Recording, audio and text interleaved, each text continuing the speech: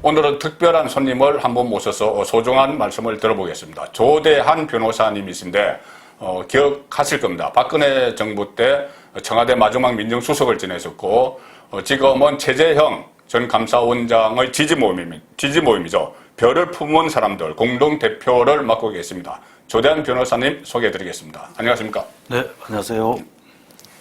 요즘 바쁘시죠? 최재형 전 원장 또 이렇게 이 지지모임을 이끌고 계시는데 어제는 부산에서 모임을 했죠. 그렇습니다. 그 서울에서 첫 모임을 했고 지금 전국 순회를 하고 있는데 네. 그러면은 대구 모임이 지금 모레 15일. 예, 그렇습니다. 예, 15일 예정돼 있는데 대구가 하필 또 15일부터 코로나 19 때문에 거리두기 2단계로 격상이 돼서 아마 좀 그 일정 조절이 있을지도 모르겠네요. 예, 그렇습니다. 저희들이 일정을 잡을 때에는 이 코로나 저 상황은 체크하지 못한 그렇죠. 상태였습니다. 예. 그래서 만약에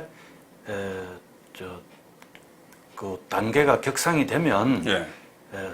그 대구 자체 저 본부에서 대구 지부가 따로 있죠. 본부에서 자체 결정을 다시 하게 될 것으로 예상이 되고 저는 지금 기차표를 예매해둔 상황이지만은 그 대구의 저 결정에 따라서 일정을 다시 할지 여부는 뭐 조금 기다려봐야 되겠습니다. 모레까지 상황을 좀 봐야 되겠네요. 최재형 원장은 최근에 한번 보셨습니까? 한 두 달 전에 그 대화를 나누었고 그 이후에 이제 최영섭 전 대령께서 돌아가셨습니다. 그래서 그 상가에서 잠깐 본 것이 다 전부입니다. 두 달 전에 그 서로 대화를 나눴을 때 그때 좀 이 나라가 이대로는 안 되겠다 해서 그런 말씀을 많이 하셨기 때문에 아마 이 지지 모임을 또 별을 품은 사람들을 결정을 하셨을 것 같은데 그때도 그런 의지가 있었던 거죠? 예, 그때 저는 나라를 구해야 되겠다는 굳은 의지를 느꼈고 또 이제 제가 대통령 출마 그 이전에 감사원장을 사퇴하고 그 나라와 국민을 구하는 길에 나서야 된다는 이야기를 하고 제가 그 어쨌든 거기에 도움이 되는 활동을 하겠다고 했을 때 반대하지 않았습니다. 그러면은 본인 두 달 전에 이미 좀 그 감사원장을 지내면서 월성원전 뭐 경제성 조작도 그렇고 여러 가지 문재인 정권의 국정 운영이 너무 이렇게 실망이 크고 또 폭주를 하는 이런 느낌을 받아서 더 이상 정권이 연장되면 안 되겠다는 생각은 그때부터 이제 하셨던 것 같네요. 저는 그 이전부터 여러 경로를 통해서 나라를 지금 반듯하게 해야 되고 거기에 최재형 원장이 적임이라는 이야기를 저는 여러 경로를 통해서 들었을 것이라고 저는 믿습니다. 다른 사람들이 또 최재형 원장이 여러 경로로 여러 사람이 이야기했다고 저는 생각합니다. 그 변호사님은 그 최재형 원장과 어디 연수원 동기이신가요? 저 1981년 7월에 그 제23회 사법시험을 함께 합격하고 그해 사법연수원에 같이 들어가서 2년간 사법연수원을 같이 수료하였으며 또 바로 이제 이 군법무관 훈련을 같이 받았고 이제 그 이후에 이제 이 자대 배치를 받으면서 헤어졌지만 뭐 판사 또 검사로 길이 갈렸지만은 그 법조 생활을 같이 하기 때문에 계속해서 꾸준히 관찰하는 기회를 가졌다고 보시면 되겠습니다.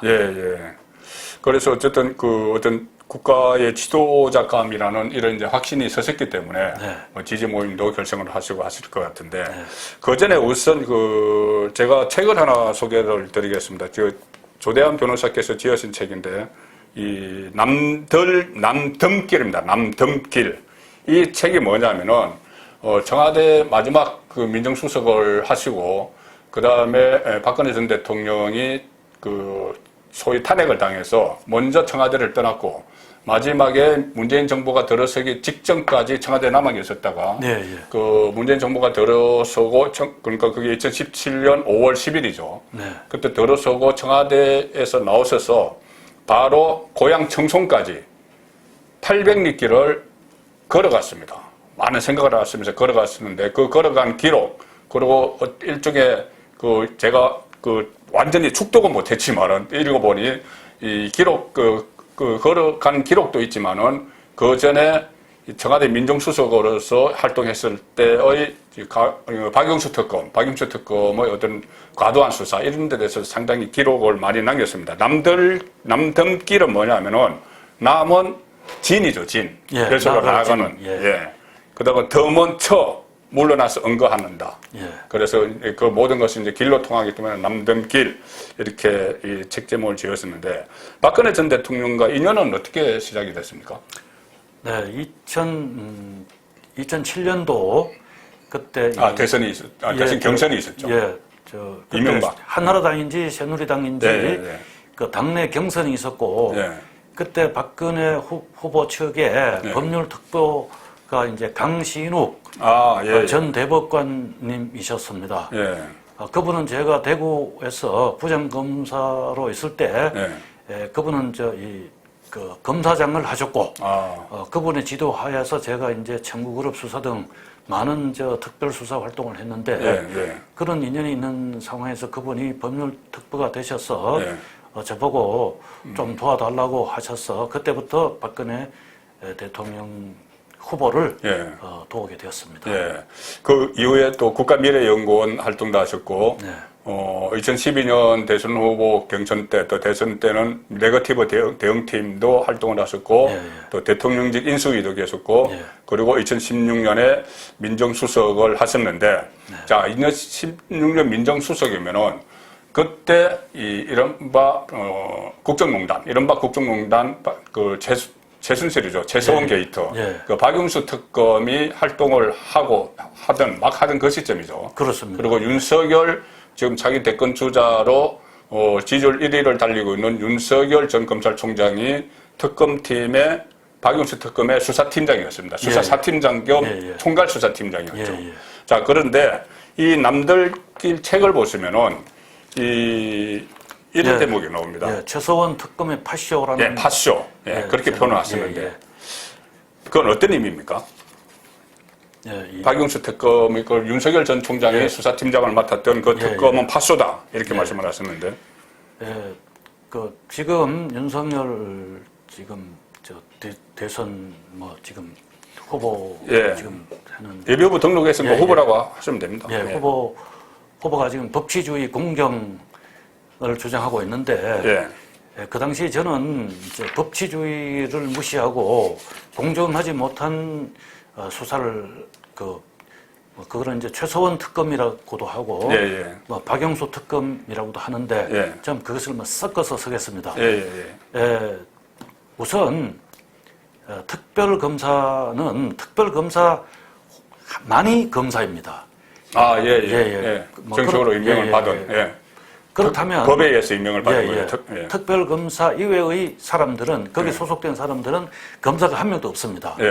다만 특검보가 그 당시에 이제 4명인데 그 사람들은 수사권과 공소유지권은 있고 공소권이 없는 그래 반쪽짜리 검사이고 윤석열 당시 부장검사는 검찰청에 있었을 때는 검사이지만 특검에 파견되어 나오는 순간에는 검사로서 즉 수사권과 기소권과 공소유지권이 전혀 없는 수사 보조자에 불과한 지위에 있습니다.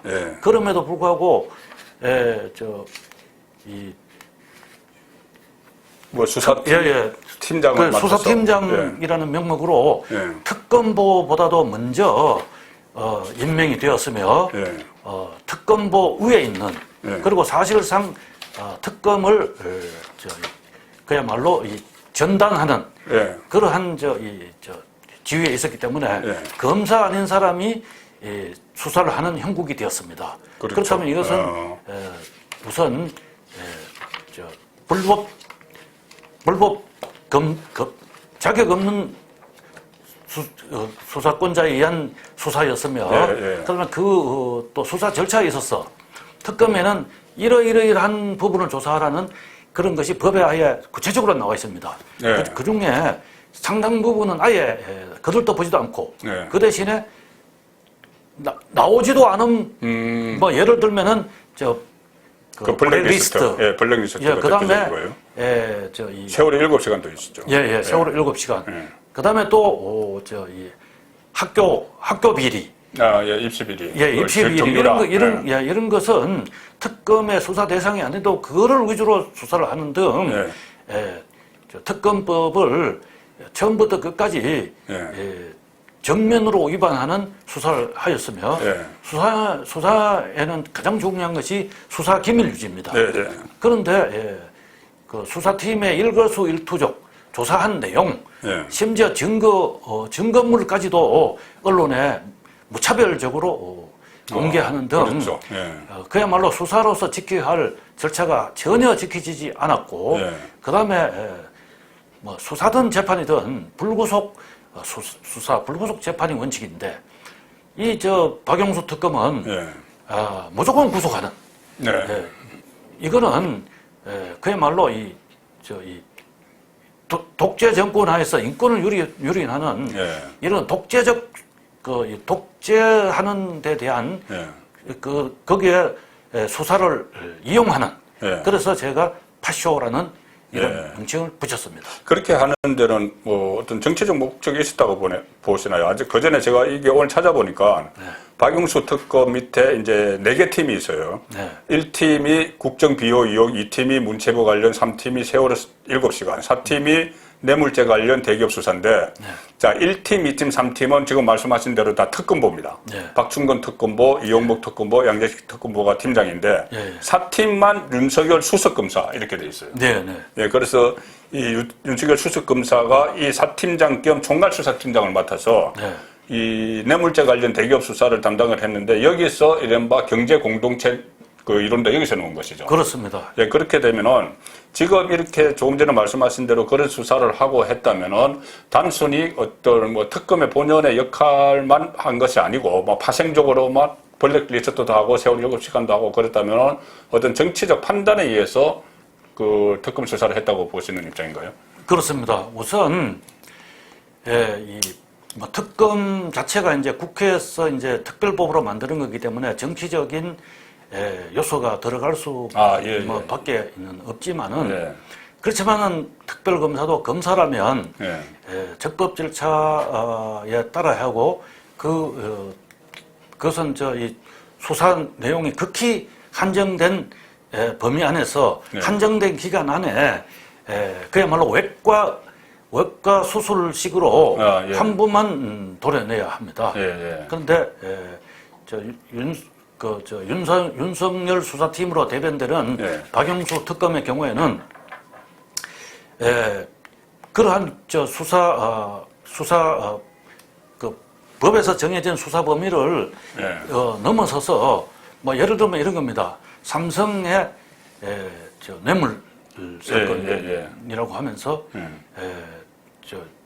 그러니까 국회에서 뭐 고발된 그 이상의 범위를 넣어서 이 김상조 교수가 늘 주장하는 그 재벌의 불법 승계 그것까지 접니다. 그것을 뭐 전부 포괄적으로 한영년 수사기관에 다 하지도 못했습니다. 그렇게 이제 떠벌려 가지고 결국은 그것을 이제 다시 이제 일반 검찰에 넘겨 가지고 결국 일반 검찰에서 이재용 그 부회장을 구속하는 등 그렇게 이제 구속에 이르도록 한 것은 결국은 목적이 하나였습니다. 박근혜 대통령을 구속하자. 박근혜 대통령을 구속함으로써 보수를 괴멸시키자. 그렇게 해서 문재인 대통령 내지는 좌파 정부의 말하자면 집권을 용이하게 하자. 그러한 하나의 목적 하에서 저는 움직였다고 판단하고 거기에 대한 대가로 윤석열 부장검사는 2년 정도 만에 검찰총장에 오르는 반대 급부를 받았다고 예. 저는 생각합니다. 예. 그래서 이 남덤길 이 책에서도 보면은 자, 그 대목에 나옵니다. 윤석열 검사가 서울중앙지검 지검장으로 임명이 됐는데 그래 이제 수사를 하고 나서 그때 상당히 경악했다. 그때 이 800리길을 걸으면서 그 소식을 들었던 것이죠. 그리고 본인이 윤석열 검사가 지금 이렇게 서타 검사로 되고 대권 주자까지 올라간 그 과정 중에 하나가 그때 국정원 댓글 사건 수사를 하면서 이 위압을 받았다. 그래서 일종의 항명 파동을 일으키면서 나는 사람에게 충성하지 않는다. 그 이야기를 한 건데 이 책에서는 우리 조대한 변호사께서는 이 사람에게 충성하지 않고 조직에 충성한다는 취지의 말인데 그것을 언론은 명언이라고 축켜 세웠지만은 조직 폭력배나 다름없어 조직 폭력배로서는 비논리적 언어다. 그리고 검사가 충성해야 할 대상은 법이지 사람도 조직도 아니다. 그리고 윤석열은 자기에게 충성하는 것 같다. 이렇게 상당히 그 비판을 하셨거든요. 네. 윤석열 수사팀장이 그 수사를 하면서 그런 이제 이렇게 자기에게 충성하는 것 같다. 이런 것도 다 정치적 판단이 들어갔다고 보신 건가요? 네. 윤석열 수사팀장에게도. 예. 사실은 저 책을 쓴 것은 2019년이기 때문에. 예, 2019년. 그때는 대권 주장 이런 건 아니죠. 윤석열이 정치에 투신하려고 예상도 하지 못한 상황이었고요. 예. 제가 이제 이 윤석열 검사를 검찰 선배로서 장기간 지켜봐 왔는데, 윤석열 검사는 말하자면 의적형 검사입니다. 좀 이제 의적. 표현이 의롭지만 결국은 도둑입니다. 그거 무슨 얘기냐면은 사건을 공정하게 객관적으로 또 합법적으로 이렇게 보고 수사를 해야 되는데 항상 보면은 가진 자, 있는 자, 특히 기업에 대한 적개심을 가지고 맨땅에 헤딩하는 식으로 충분한 혐의와 증거를 가지고 수사는 아니라 맨땅에 헤딩하는 식으로 과잉 수사, 강압 수사, 어쨌든 이 별건 수사 이런 것을 남용한다는 그러한 평가가 많았고요. 그래서 그 사건을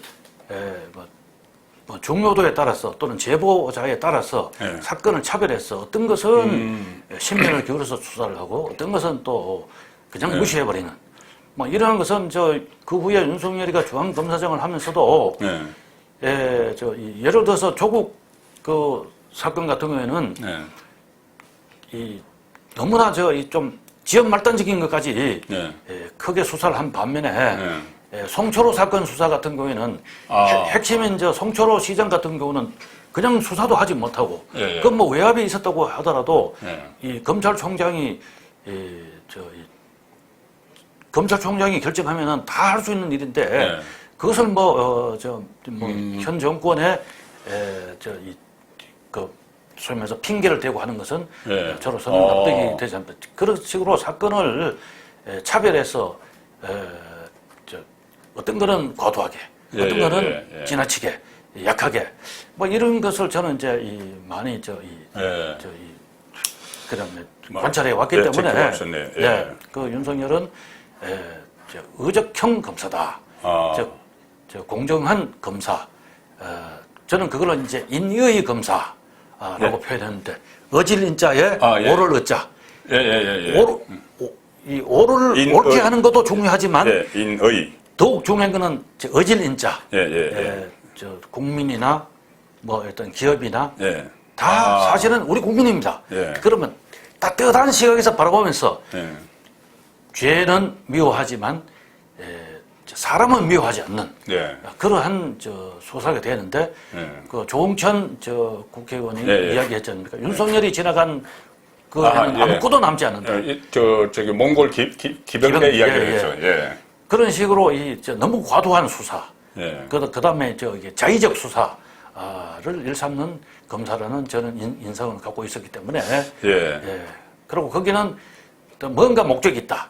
목적이 없고서 어떻게 저렇게 과도하게 칼을 휘두르냐 하는 그런 인상을 갖고 있습니다. 예. 그 말씀을 듣고 보니 조금 전에 두 가지 사건을 예를 들었는데 조국과 울산. 그러니까 자, 그러면 조국 그 수사는 어떻게 보면은 조국 물론 뭐 권력형 비리 의혹도 어느 정도 있지만은 뭐 사모펀드나 자녀 입시나 이런 것은 권력형 비리와는 약간 거리가 있는 것이죠. 중도학원이나. 자, 거기는 수사를 정말 원칙대로 했는데 그 수사 받을 만한 인물이죠. 그런데 원칙대로 했는데 울산시장 선거 같은 경우는 이것이 청와대의 8개 부서가 개입이 된 사건이니 권력과 바로 연결되는 사건이거든요. 그런데 4.15 총선, 작년 4.15 총선을 앞두고 선거에 영향을 준다고 해서 윤석열 검찰이 수사를 멈췄어요. 그렇습니다. 멈추고 선거에서 거의 하지 않았습니다. 거의 하지 않았죠. 거의 하지 않았고 그냥 추가 기소만 했고 이 선거 결과가 여당이 압승을 한 그 영향인지 몰라도 어쨌든 수사가 멈췄습니다. 그리고 기소도 임종석 아래서 멈췄죠. 임종석까지 못 가고. 자, 그렇다면은 그것은 청와대가 직접 권력이 개입한 그 사건이기 때문에 그렇게 했다고 이렇게 보시는 거네요. 그렇습니다. 상당히 그 혹독하게 가혹하게 비판을 하셨는데 이걸 일단 그 같은 검찰에 몸담을 수 있던 검찰 선배로서 이제 수사를 하는 모습을 보고 이제 그렇게 느끼신 거고요. 그렇게 판단을 하신 거고 이것이 지금 혹시라도 우리 조 변호사께서는 최재형 전 원장을 지지하는 모임의 공동 대표를 맡고 있기 때문에 지금의 자기 대권 주자로서 어떻게 보면 범야권의 경쟁자가 될 수도 있거든요. 최재형 전 원장은 그래서 내가 이 윤석열의 대안이 아니다. 나는 나다 해서 그건 당연하죠. 양쪽이 어쨌든 뭐 선의의 경쟁을 벌여서 범야권의 대선 그 대표 선수가 될 텐데 자 그런 것은 지금 염두에 두고 하시는 말씀은 아닌 거죠. 검찰 그냥 지금 그렇습니다. 저는 이제 검찰 선배로서 예. 그동안에 관찰해온 윤석열에 대해서 말씀드리는 것이고 최재형 원장은 뭐 네거티브에는 관심이 없습니다. 그리고 뭐 저도 이제 이런 이야기를 이 시점에서 하는 것이 뭐 최재형 원장에게 뭐 어떤 도움이 안 된다는 것도 알고 있습니다만은 국민들께서 그 이미 그 윤석열이가 그동안에 지난 여름에 무엇을 했는지 다 알고 계십니다. 그럼에도 불구하고 지금은 좀 잊어버리시고 아니면은 큰 목적, 즉 문재인 정부 폭정을 조기에 종식시켜야 하고 거기에 이제 함께 한 사람들에게는 이제 반드시 이 처벌이 있어야 된다는 그러한 목적의식 때문에 그 윤석열이 그동안 해온 행동, 그 다음에 뭐 어떤 태도, 그의 뭐 어쨌든 여러 가지에 대해서 뭐 잊어버렸거나 아니면은 망각하고 계신 것 같아서 대통령은 그렇게 뽑아서는 안 된다.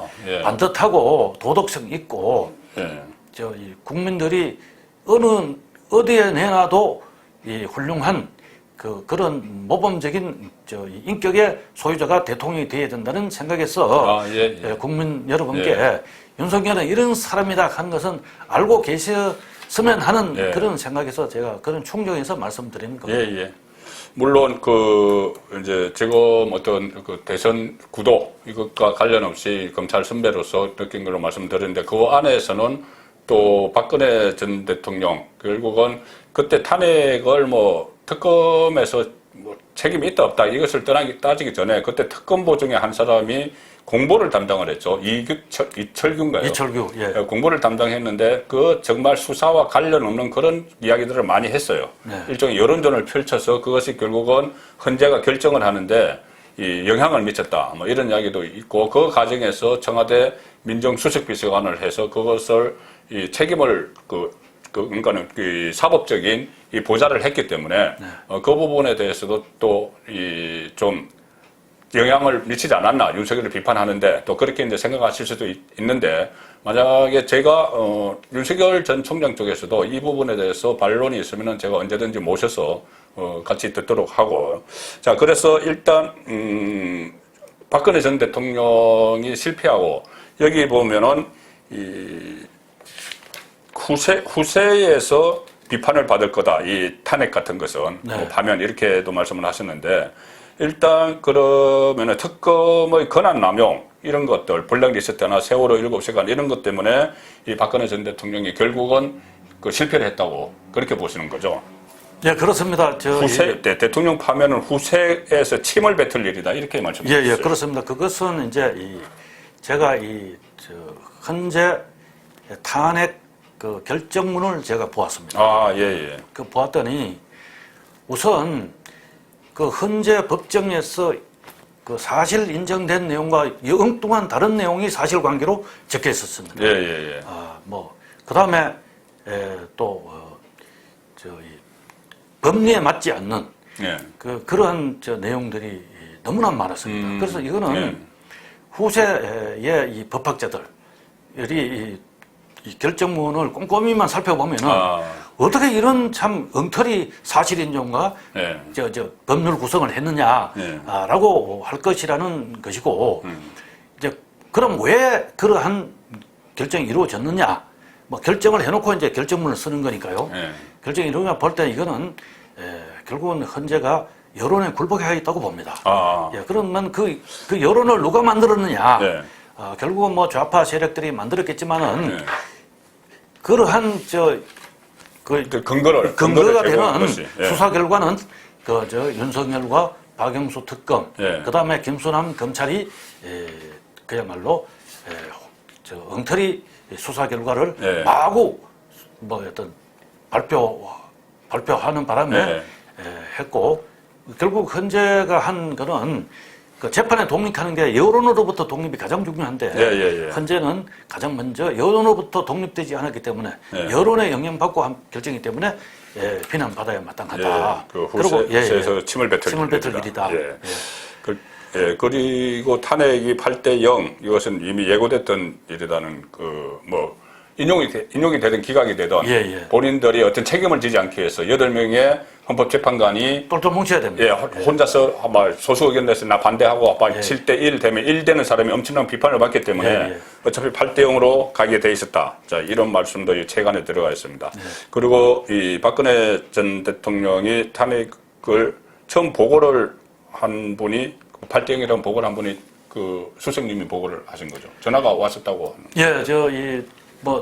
저희들 수석 비서관들은 한광옥 비서실장 방에서 그 생중계 결정 장면을 보고 있었는데 파면한다라는 이정미 재판관의 말을 듣고 야 대한민국에는 법치주의가 이제 사라졌다는 생각을 하고 제가 이제 이 비서실장 방을 빠져나오는 그 순간에 대통령께서 전화를 하셨어요. 해서 어떻게 됐냐고 해서 그래서 탄핵이 인용되었습니다 하고 몇 대 몇이냐고 해서 저는 일치입니다라고 그렇게 말씀드린 기억이 있습니다. 그때 반응 같은 거는 전화상으로 보니까 전화상으로 해서 잘은 모르지만 바로 전화를 끊으셨던 것 같습니다. 자, 그렇다면은 지금 이제 어차피 대선 종국이 시작이 됐고 그 윤석열 전 총장은 대권 주자로서 또 특히 보수의 대권 주자로서 지금 자리매김을 했는데 그렇다면 결국은 보수 정권의 몰락 책임이 있는데 거기에 대해서 윤석열 전 총장은 어제 그 동아일보 인터뷰에서 검사가 내가 하기 싫은 수사도 해야 된다는 취지로 이야기했고 어떤 본인에 의해서 이유여하를 막론하고 이렇게 피해를 입으신 분에게는 유감을 표시하고 위로를 한다 이렇게 했는데 자 그렇다면은 지금 조 변호사님 이야기대로면은 그냥 단순히 범죄 수사를 하거나 한 것이 아니고 정무적 판단이 개입이 됐다 이렇게 하면은 그것은 상당히 이 조 변호사님 보실 때는 그러면은 윤석열은 보수의 대안이 될 수 없다. 그렇습니다. 그렇게 보시는 거네요. 보수의 대안이 되고 안 되고는 결국은 국민들이 판단하시겠지만은 저의 이런 판단에 대해서 국민들이 알고 계셨으면 하는 그런 생각이고요. 그다음에 이제 윤석열 검사의 경우에 이제 이 검사로서 어쩔 수 없다고 했는데 검사는 검사 동일체 원칙이라는 게 있습니다. 아, 예, 그게 뭐냐면은 반드시 A 검사가 그 사건을 수사하는 법이 없습니다. 만약에 그 검사가 자기의 양심에 안 맞고 할 때는 예. 그 사건에서 회피할 수 있습니다. 네. 그걸 이제 재배당 요청이라고 하는데요. 네. 그 충분히 할 수 있는 그 상황이고 그 다음에 재배당 요청을 본인이 증거가 그 다음에 이제 그 윤석열 검사의 경우에는 사실은 이게 수사는 기밀주의고 한때 윤석열 검사는 늘 언론하고 협조했어. 뭐 예를 들면 국정원 댓글 사건 때도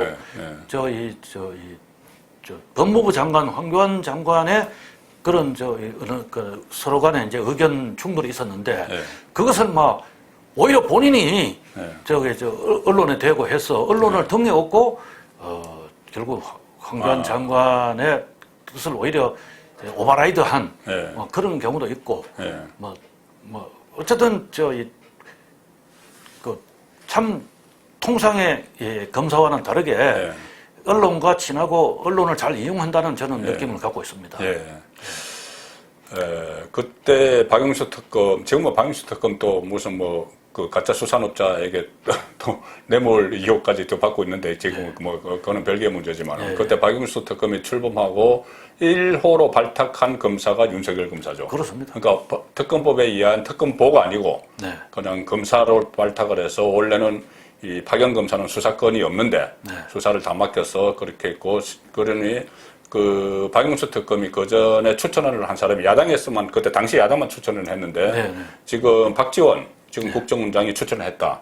그런 이야기가 많이 있었죠. 그리고 박영수 특검이 노무현 정부 때 그 사정비서관인가를 했고 그런 인연 때문에 처음부터 정치적 의도가 있는 것이 아닌가 그런 지적들이 있었는데 그때 윤석열 그 수사팀장이 이제 그런 역할을 했다. 자, 조대한 변호사께서는 그렇게 보시는 겁니다. 그렇기 때문에 이 보수의 대권 주자가 되기에는 자격 미달이다. 과거 전력이나 이런 것을 보면은 그렇게 말씀을 하시는 거고. 자, 그런데 지금은 그 조대한 변호사께서는 최재형 원장 지지 모임을 하고 있습니다. 그럼 최재형 원장은 보수의 대안이라고 생각을 하시니까는 지지 모임을 하시는 거겠죠. 네, 최재형 원장이 보수의 대안이라는 것을 넘어섰어. 이런 사람이 이제는 대한민국의 대통령이 돼야 된다. 이 보수와 이 좌파를 그걸 아우를 수 있는 저는 그런 대통령이 될 수 있다고 생각을 합니다. 이유는 뭡니까? 그동안에 이 최재형이 항상 사람은 이제 긴 호흡으로 거시적으로 이제 관찰할 수밖에 없는데요. 예를 들면 문재인 대통령은 저는 불효자라고 봅니다. 집안이 어렵고 모친이 참 방티 장사를 해가지고 그러니까 본인을 학교에 보냈는데. 뭐 전기 보면 나옵니다. 부산에서. 그런데 맨날 대모하고 그게 과연 그 어려운 가정 환경에서 자란 그 자식으로서 취할 태도인가? 그리고 그 다음에 또 뭐 계속 이제 데모도 하고 도피 생활을 하고 그것이 과연 올바른 효도를 한 사람이냐? 그 불효는 바로 불충으로 연결됩니다. 결국 이렇게 폭정을 해가지고 나라와 국민을 지금 불행한 느낌이 갖게 만들지 않습니까? 그런 반면에 최재형은 아주 효자입니다. 부모님 말씀 잘 듣고 공부 열심히 하고 그래서 사법시험 합격하고 판사로서도 열심히 하고 원칙과 정도를 지키고 그러면서도 그 남는 힘을 이용해서 봉사하고 나누고 희생하고 뭐 입양 여러 가지 미담이 있죠. 그리고 업무 처리는 항상 반듯하고. 그래서 주위의 사람들이 다 느낍니다. 저 친구는 우리 위에 있다. 그럼 우리 모두를 이렇게 끌어안을 수 있다. 하는 의심을 부지불식간에 나도 모르게 그렇게 느끼게 하는 사람입니다. 그럼, 지금 기성 정치인들이 뭐 지역 간에, 이념 간에, 세대 간에, 남녀 간에 뭐 이게 다 갈라놓고 TK, PK 갈라놓고 이렇게 해가지고 그런 서로 분열과 증오를 통해서 자기들의 정치적인 목적을 취득하지 않습니까?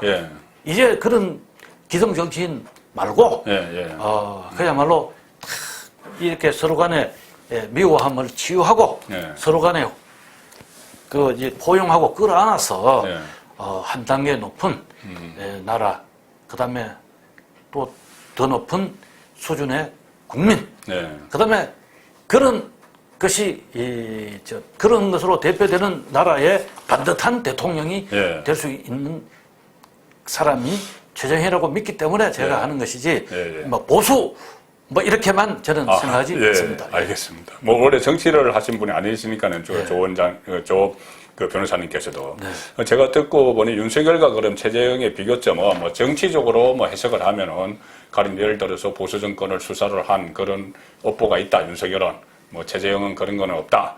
뭐 문재인 정권의 잘못된 것, 월성원전 이런 것도 김오수 이 감사위원으로 받아라는 것 그거 안 된다 이렇게 딱 잘라하고 뭐 이런 것을 비교를 할 수가 있지만은 그것보다 전체 대통령 감으로 생각을 할 때는 뭐 이념 뭐 노선 이런 걸 떠나서 제가 지금 들은 바로는 윤석열에 비해서 최재형은 인, 덕 이런 게 있다는 말씀을 그렇습니다. 제가 드립니다.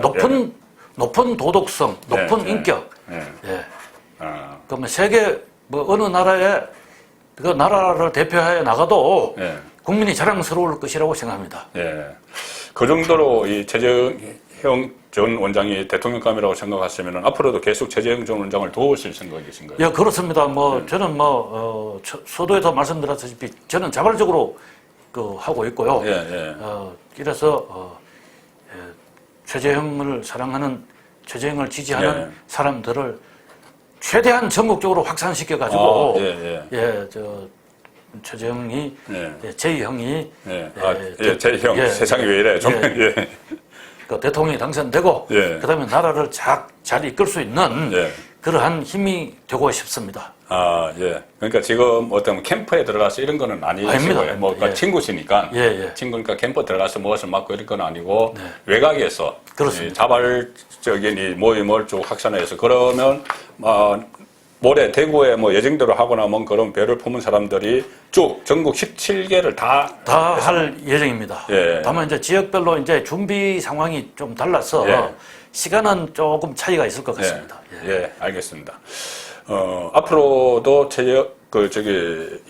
우리 조대한 변호사님께 들을 이야기가 상당히 많을 것 같습니다. 제가 이 시간을 너무 오래 끌 수가 없기 때문에 오늘은 이 정도로 마무리를 하고 또 다시 한 말씀을 드리지만은 윤석열 전 검찰총장 쪽에서도 이 반론이 있을 것 같습니다. 있으면은 뭐 저희가 다시 또 다른 기회에 또 모시고 설명을 듣고 조대한 그 변호사님께도 또 설명을 듣고 그렇게 하겠는데 오늘 어쨌든 제가 들은 느낌으로는 그러니까 가령 예를 들어서 이 보수 진영 안에서도 그러니까 윤석열의 악마의 손이라도 잡아야 된다고 김재원 최고위원이 이야기한 적이 있거든요. 악마의 손이라도 잡아야 된다. 왜 그러냐면 정권 교체가 가장 중요하기 때문에. 자, 그렇게 됐는데 지금 일반의 그 여론조사를 보면은 그 여러 여론조사에서 다음은 정권 교체를 해야 된다는 여론이 압도적으로 많이 나오거든요. 그렇다면은 그 윤석열과 누구라도 경쟁을 해서 윤석열보다 나은 사람이 있으면은 그 사람이 대표주자로 놔둘 수도 있는 것이죠. 굳이 뭐 악마의 손을 잡지 않아도 된다. 뭐 이런 논리도 가능하겠는데 어떻습니까? 그 부분만 말씀하세요. 저는 이 선거 후보자는 아니고 그 선거 후보자는 또 선거 후보자대로 전략적인 선택이 필요할 것입니다. 다만 저는 그동안에 윤석열을 쭉 지켜보면서 좀 위험하다, 불안하다 이런 생각이 들고 이런 부분은 좀 국민들께서 한 번 더 생각해 보시라 이런 말씀을 충분히 드릴 수 있지 않느냐 저의 충심입니다. 어떤 진심은 다 읽혀집니다. 어쨌든 지금 외곽에서 이렇게 또 오시면은 지금 최재형 전 원장이 국민의힘이 입당을 당장 해야 된다, 하지 않아야 된다 이런 데 대해서는 의견은 좀 그러신가요? 제가 이제 자발적으로 하는 모임이지만은 이제 여러분들을 뵙다 보면 다 하시는 말씀에 세 가지 빨리가 있습니다. 세 가지 빨리. 빨리 출마 선언해라. 그다음에 빨리 입당해라. 그다음에 빨리 조직을 꾸려라. 이제 뭐 이 세 가지 빨리를 이제 제가 많이 들었는데, 뭐 글쎄요, 동의하시는 거네요. 뭐 자꾸 듣다 보니까 뭐 그런 것 같기도 합니다. 이제 선언은 뭐 사실상 사무제 끝나고 어제 했고, 그 입당 아마 조만간 할 것 같고, 입당을 하면은 또 조직은 다 생기게 됩니다. 자, 그래서 최재형 전 원장의 대권가도 상당히 대권길에 들어서는 그게 상당히 빨라질 것 같고, 또 국민의힘 입당도 아마 윤석열 전 총장보다 먼저 할 가능성, 뭐 이런 것도 있기 때문에 앞으로 그래도 어쨌든 간에 지금 지지율은 윤석열 전 총장이 높게 나오고 최재형 전 원장은 잠재력이 있습니다. 잠재력이 있기 때문에 앞으로 범야권 안에서 치열한 맞수 대결이 펼쳐지지 않을까 그렇게 기대가 됩니다. 오늘 조대한 변호사님 말씀 정말 저는 이렇게 좀 어떻게 보면 부담이 되실 텐데도 그동안 겪으면서 몸으로 느낀 이야기니까 윤석열 전 총장이 문재인 정권을 비판을 하면서 본인이 다 겪고 느꼈기 때문이라고 했거든요. 근데 윤석열 전 총장을 비판하는 조대한 변호사님 입장에서는 다 겪고 느꼈기 때문에 이런 말씀을 해주신 것 같습니다. 오늘 감사합니다. 다음에 또 모시도록 하겠습니다.